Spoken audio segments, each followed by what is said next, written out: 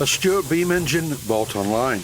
Part 4. Refitting the crank web to the crankshaft. I am using Loctite 603 retainer, and then I cross drill and taper ream the hole to take a taper pin.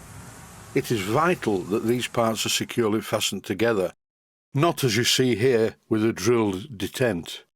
Degreasing and cleaning the beam using Loctite 603 to hold the bearing shaft in place, cleaning the eccentric sheave and fitting Allen type grub screws. Refitting the pedestal and parts back together. As I've just mentioned, this is not the way to do it. The detent on the crankshaft accepts a very small bolt, and it's just not strong enough, and in no time at all things start to move around. Initially I applied some Loctite 603, which is a retaining compound, to the crankshaft, as you can see here. Plenty of it as well, a bit too much really. It's important that the crank web is permanently fixed to the crankshaft. After fitting the crank web in place on the crankshaft, I more or less lined up the holes, and then I drilled all the way through using a small drill bit. Most of the parts of this engine are not very well made, and believe me, this is the tip of the iceberg.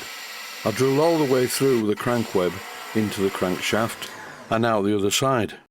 This image illustrates that fact. One hole drilled all the way through, very much in line with the crankshaft. And now what I'm doing is using a taper reamer, which is a self-explanatory description for what it is. It is a reamer that is tapered, and I'm reaming a hole that is tapered to take a taper pin. The taper pin is protruding slightly too much at one side, so using a Sharpie felt tip pen, I mark the end of it and cut it off on the bandsaw.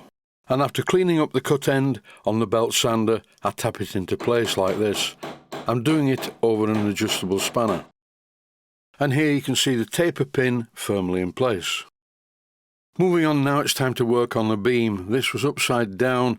It was very oily, and I cleaned the oil off with cellulose thinners. Here I'm drying it all. So now I have a set of parts that I can put back together with some Loctite 603 and just use the grub screw into the detent to hold everything together, while the Loctite 603 cures. Now I can put the beam back into position the right way round. This is the top of it that was underneath, and it was a bit rusty, so I cleaned it up with some 600 grade wet or dry sandpaper. After the Loctite 603 had cured, everything was held together very securely, and in this clip I'm fitting the bearing top caps to the bearing blocks. This is a far better arrangement than previously, when the beam could move from side to side. Now it can't move because the bearing shaft is held in place securely. Here I'm testing the beam, and it's very smooth, it moves fine, nothing's rattling about. I can't say the bearing fit is the tightest I've ever seen, but this should be fine without doing any further work to the bearings. This is episode 4 of a 7-part series. There's still quite a way to go yet. The eccentric sheave is a very tight fit on the crankshaft, so to alleviate that I'm using a piece of rolled wet or dry sandpaper, and this just takes the edge off it and makes it easier to fit. To make it easier to refit the pedestal to the baseboard, I'm squirting a drop of WD-40 in each of the holes, because deep in the baseboard are some captive nuts and they were quite rusty. It was quite satisfying to see the crankshaft moving firmly but smoothly through all the components. When I try it, I notice the top bearing needs tightening down onto the pedestal. Once I did that, the rotation was very smooth, with no perceivable play anywhere in the bearings.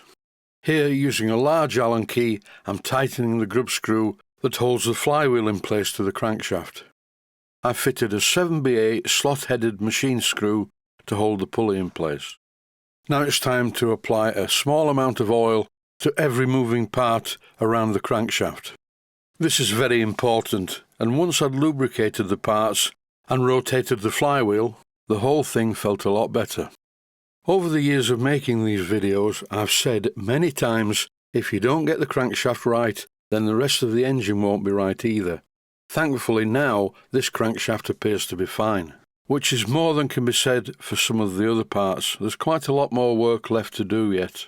Here I'm refitting the crank pin. My micrometer tells me that it's okay, which is more than can be said for the big end brass bush. I will replace that later in the series. The play in the beam isn't too bad. I don't think this is wear play, I just think the holes are not drilled to the right size. And if you look carefully at the sides of the fork on the connecting rod, you will see they are different sizes. Model engineering not at its best. Here I'm refitting the bolt which secures the eccentric rod to the rocking arm. This is not ideal because not enough of the shank is parallel, it's mainly thread, but it should be okay. Famous last words. I don't like these 6BA grub screws, they're too big and too shiny. I checked with the owner who fitted them. I'm going to change them for some smaller black ones. Now it's time to refit the Watts parallel motion. Again, this is okay, it's made quite well, but there's a bit of play in the pin bearings, and according to my micrometer they are not worn. The problem is with the holes in the beam. I'm going to have to live with this. And that concludes the episode. Stay safe, stay healthy, thanks for watching, and hope you found it useful. Please take the time to visit my Mainsteam Models website and click on the section of the website that says Video Playlists. And by doing that, you can find other videos that you may like to watch. And by using the playlists, you can actually watch the videos back to back.